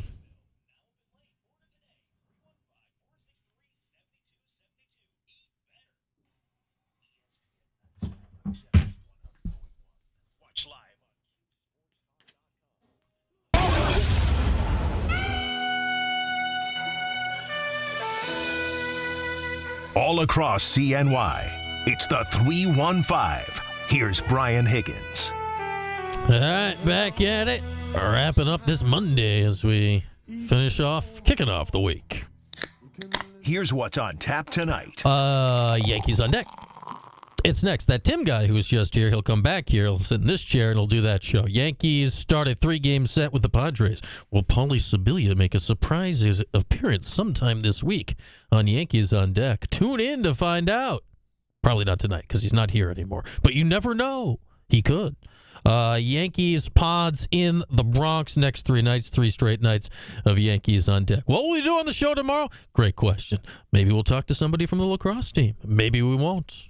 So we continue to get you ready for the playoffs. Kark will be on the show on Wednesday to get us ready for the playoffs and talk about Quinn's just fantastic hair on the selection show last night. Either way, have a great night, everybody. We'll talk again tomorrow, 4 o'clock, right here on ESPN Radio and CuseSportsTalk.com.